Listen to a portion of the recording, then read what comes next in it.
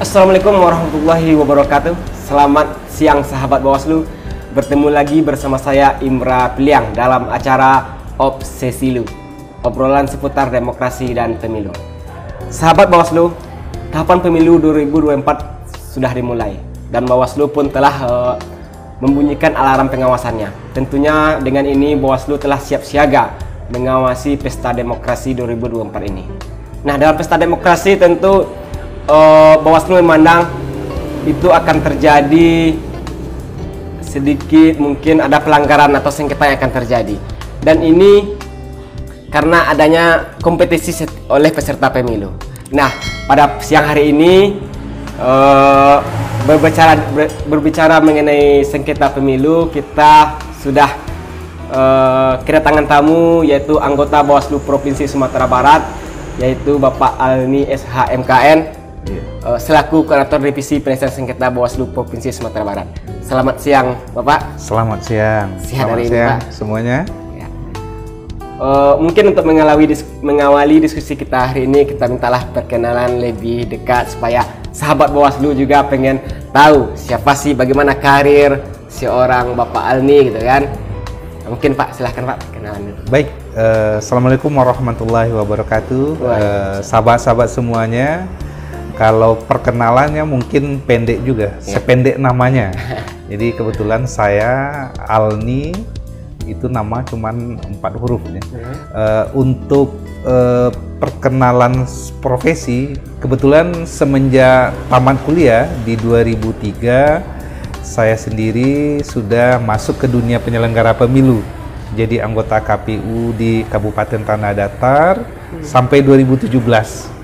Dan 2017 sampai 2022 kita dipercayakan sebagai anggota Bawaslu Provinsi Sumatera Barat. Dan di Bawaslu Sumatera Barat saya sendiri dipercayakan oleh kawan-kawan membidangi penyelesaian sengketa. Jadi menjabat sebagai koordinator divisi penyelesaian sengketa Bawaslu Sumatera Barat. Mungkin singkatnya seperti itu. Oke. Terima kasih Bapak. Nah, selaku koordinator divisi penyelesaian sengketa, nah mungkin sahabat Bawaslu kita semua juga ingin tahu lah, bagaimana sih proses penyelesaian sengketa di Bawaslu itu sendiri? Iya, jadi sengketa ini sahabat-sahabat semuanya merupakan bahagian dari proses pemilu. Semenjak ditetapkan tahapan dan jadwal pelaksanaan pemilu, maka dalam setiap tahapan itu ada saja atau bisa saja timbul sebuah permasalahan yang terjadi karena adanya sebuah keputusan. Keputusan ini dikeluarkan oleh penyelenggara pemilu, tetapi akibat dikeluarkan keputusan itu ada peserta pemilu yang merasa dirugikan, dan kerugian itu merupakan kerugian langsung bagi peserta pemilu. Untuk menyelesaikan permasalahan itulah, maka peserta pemilu diberi fasilitas oleh undang-undang untuk datang ke pengawas pemilu per tingkatannya, boleh Bawaslu, Bawaslu Provinsi, dan Bawaslu Kabupaten Kota untuk menyelesaikan permasalahannya itu. Maka bentuk penyelesaian permasalahan itu dinyatakan oleh undang-undang sebagai proses penyelesaian sengketa. Artinya, sengketa itu merupakan bagian dari penyelesaian permasalahan yang terjadi di setiap tahapan pemilu. Seperti itu. Nah, berarti seperti apa sih sengketa-sengketa yang mungkin terjadi? Iya. Jadi Undang-Undang Nomor 7 2017 dan turunannya Peraturan Bawaslu tentang sengketa yang sudah beberapa kali dirubah, terakhir dengan Peraturan Bawaslu Nomor 5 2019 itu menyatakan sengketa itu ada 2 jenis. Sengketa pertama itu adalah sengketa peserta pemilu dengan penyelenggara. Jadi kalau peserta pemilu itu bisa saja partai politik, bisa saja perseorangan calon anggota DPD atau calon presiden dan wakil presiden, itu dinyatakan sebagai peserta pemilu. Sengketa peserta pemilu dengan penyelenggara. Siapa penyelenggaranya? Penyelenggara itu adalah penyelenggara teknis, KPU, KPU Provinsi, dan KPU Kabupaten. Itu satu. sengketa. Yang kedua, sengketa itu bisa saja terjadi sesama peserta pemilu. Ya. Antara peserta Partai pemilu partai. A dengan peserta pemilu B terjadi permasalahan yang tetap saja objeknya itu berupa keputusan KPU. Tetapi mereka ada permasalahan sesama peserta pemilu di tingkat lapangannya. Maka dinyatakan sebagai sengketa antar peserta pemilu. Nah, jadi seperti itu.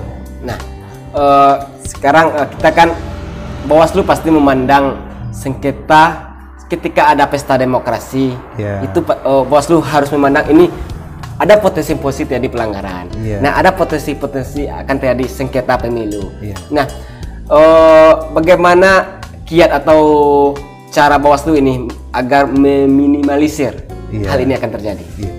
Memang Undang-Undang Nomor 7 itu menegaskan yang pertama itu kita bertugas adalah melakukan pencegahan. Pencegahan apa? Pencegahan pelanggaran dan sengketa. Jadi pertama itu adalah pencegahan. Setelah itu baru selain pencegahan ada juga penanganan pelanggaran dan penyelesaian sengketa. Jadi kalau kita runut, pertama itu yang kita lalui adalah proses pencegahan. Ya.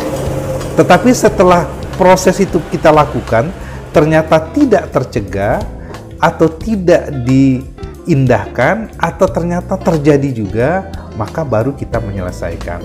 Ada dua penyebutan dalam undang itu, pertama pelanggaran dan penyelesaian sengketa. Dipisahnya dengan dan, berarti jenisnya berbeda. Kalau pelanggaran itu kadang-kala ini persepsi masyarakat kadang sama. Wah, ini pelanggaran tapi diinterpretasikan atau diasumsikan, dianggap itu wah ini sengketa ini. Nah, padahal ini jenisnya berbeda. Kalau pelanggaran itu adalah perbuatan atau tindakan yang memang dalam undang-undang dinyatakan sebagai perbuatan yang dilarang. Atau perbuatan tindakan yang dilakukan itu menjadi bagian sebagai tersebut yang tidak boleh dilakukan. Nah, tapi kalau sengketa itu adalah adanya objek berupa keputusan, tetapi keputusan itu menyebabkan kerugian. Jadi bukan berarti ada perbuatan yang melanggar di sana, tetapi memang ada objek keputusan itu yang pihaknya merasa dirugikan akibat dikeluarnya keputusan itu. Nah, jadi ada perbedaan yang saya pikir itu cukup signifikan. Jauh beda ya. Satu dinyatakan perbuatan yang dilarang, dan kalau dilakukan ada ancaman hukumannya di sana. Tapi kalau sengketa itu bagaimana sebuah objek itu terjadi, ada akibat yang merasa dirugikan, tapi akan diselesaikan dengan proses sengketa. Nah, seperti itu. Kita tentunya ini kan sengketa tadi kan kemungkinan akan terjadi. Iya. Nah, Bawaslu tentu berharap ini biar sengketa ini paling nggak banyak lah terjadi. Iya, nah, iya, minimalisir betul. lah terjadinya pelanggaran atau sengketa yang terjadi. Iya. Nah, harapan Bapak selaku anggota Bawaslu Provinsi Sumatera terhadap peserta pemilu, khususnya untuk untuk masyarakat Indonesia lah, agar demokrasi itu 2024 ini bisa berjalan dengan baik dan lancar. Iya, pertama dulu bagaimana upaya kita agar sengketa ini tidak terjadi. Ya. Yang pertama itu konsepnya adalah pencegahan. Bagaimana bentuk pencegahan aplikasinya di lapangan? Ada beberapa jenis. Pertama itu berkaitan dengan kita melakukan pemetaan potensi-potensi mana saja yang bisa menyebabkan sengketa itu terjadi. Seperti di beberapa tahapan yang banyak ada potensi sengketa di sana, seperti pencalonan, penetapan DCS, penetapan DCT, atau berkaitan dengan dana kampanye. Itu adalah tahapan-tahapan yang pemetaan potensi sengketanya cukup signifikan. Maka kita melakukan upaya-upaya pencegahan dengan cara apa?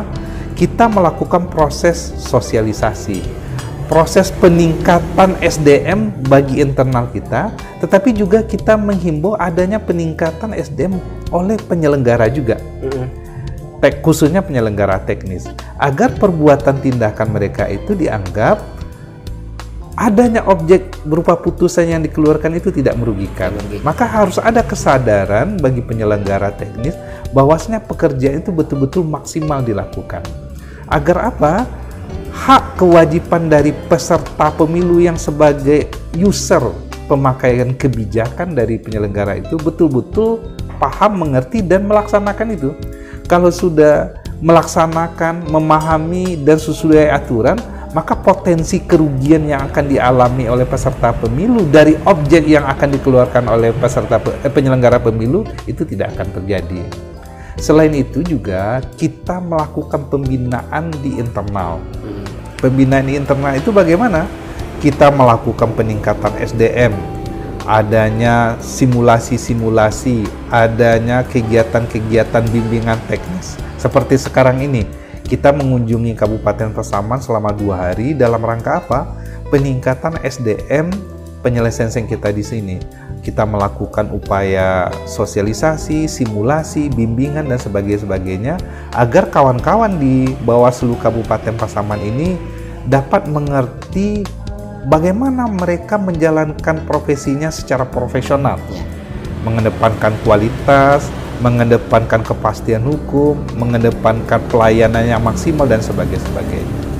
Dan juga ada juga nanti RDK atau berupa ini kegiatan berupa rapat dalam kantor yang melibatkan stakeholder, mengundang partai politik, mengundang penyelenggara teknis berupa KPU untuk menyampaikan sosialisasi sengketa agar apa?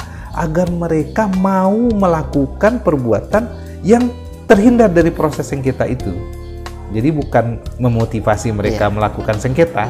Nah, mungkin seperti itu. Nah, terima kasih Pak. Selanjutnya gini, tahapan pemilu sudah dimulai kemarin, dan pemilu akan dilaksanakan 14 Februari 2024. Nah, kemudian selanjutnya akan disambut oleh pilkada yang akan pemilihannya 27 November 2024 juga. Nah, tentu ini apakah kemungkinan terjadinya tahapan yang beririsan? Apakah ini akan menjadi tantangan apa ini bagi terutama dalam penyelesaian sengketanya, karena kemungkinan tahapannya ini beririsan. Apakah ada perbedaan ini dalam proses penyelesaian proses sengketa di pemilu dengan pilkada? Jadi konsepnya sengketa itu antara pemilu dengan pemilihan sebenarnya hampir sama konsepnya. Cuman memang dalam klausul-klausul hukumnya ada beberapa penyebutan yang agak berbeda. Misalkan kalau di pemilu itu ada konsepnya musyawarah secara tertutup, itu dinamakan mediasi. Kalau di pemilihan musyawarah secara tertutup itu dinamakan musyawarah tertutup. Nah, tapi konsepnya sama-sama musyawarah yang dilakukan di internal, tetapi tidak boleh dihadir oleh pihak luar. Setelah itu ada proses namanya, kalau dalam pemilu itu proses adjudikasi, persidangan terbuka. Tapi kalau di konsep pemilu penyebutannya namanya musyawarah terbuka. Yang membedakan itu mungkin sekedar letter atau penyebutan dalam peraturan perundang-undangan, tapi konsepnya hampir sama. Tinggal ada beberapa hal yang perlu diantisipasi. Tahapan pemilu dan tahapan pemilihan itu ada yang beririsan, beririsan. Tetapi kalau kita petakan, yang beririsan itu kan di penghujung tahapan pemilu. Dan di awal mulainya tahapan pemilihan. Kalau kita lihat dari pengalaman kita, yang banyak terjadi ini kan di proses-proses pencalonan. Pemilu, pencalonan DPR, DPD atau presiden, atau pencalonan kepala daerah. Kalau dilihat tahapannya itu kan berbeda tahapan. Tetapi perlu juga kita antisipasi berkaitan dengan proses itu berkaitan dengan jangka waktu. Kalau pemilu penyebutannya 12 hari kerja. Tapi kalau pemilihan 12 harinya bukan hari kerja, tetapi hari pemilihan, hari kalender.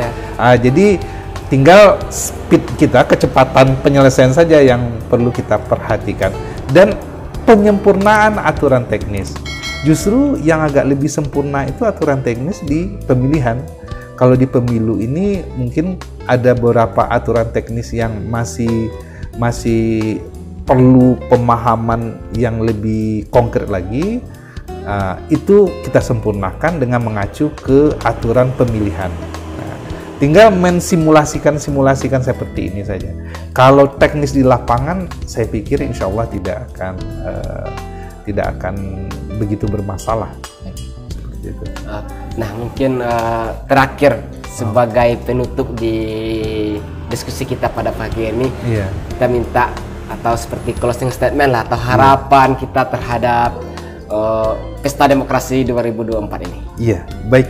Jadi kalau di tataran awal sekarang ini, dengan telah pertama ditetapkannya peraturan KPU tentang tahapan dan jadwal waktu pelaksanaan pemilu, setelah itu telah dilakukan juga apel siaga oleh pengawas pemilu dan dilanjutkan juga peluncuran tahapan pemilu oleh KPU, itu merupakan gerbang awal kita masuk kepada tahapan pemilu. Maka yang perlu diperhatikan oleh masyarakat itu adalah persepsi mereka terhadap pemilu ini. Pemilu ini adalah bagian dari proses demokrasi. Mau tidak mau itu harus kita lakukan. Maka kalaupun kita akan masuk ke sana, maka kita pakai konsep positif. Konsep yang berwawasan baik atau berpikiran ke depan itu adalah pikiran yang baik, maka kita anggap pemilu ini hanya bagian dari proses demokrasi rutin.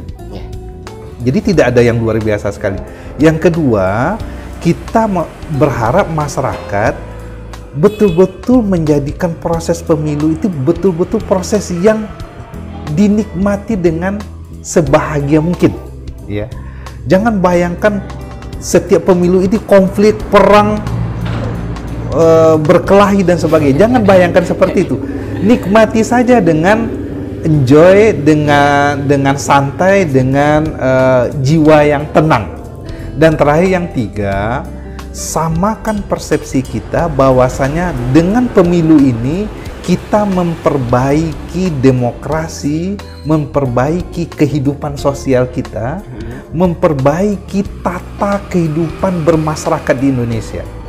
Nah, jadi konsepnya seperti itu saja, sehingga masyarakat itu masuk ke tahapan pemilu itu dengan tenang, dengan damai, dengan bahagia, tetapi hasil yang maksimal. Nah, seperti itu. Oke, terima kasih Pak telah bersedia hadir di Obsesi, obrolan seputar demokrasi Bawaslu Kabupaten Pasaman. Terima kasih atas kehadirannya sekali lagi. Oke, sahabat Bawaslu, itulah tadi ngobrol-ngobrol santai kita bersama anggota Bawaslu Provinsi Sumatera Barat, yaitu Bapak Alni SH MKN. Sahabat Bawaslu, jangan lupa like, comment, share, dan subscribe channel YouTube Bawaslu Kabupaten Pasaman, dan jangan untuk berlangganan jangan lupa klik tombol loncengnya. Demikian dari saya. Assalamualaikum warahmatullahi wabarakatuh.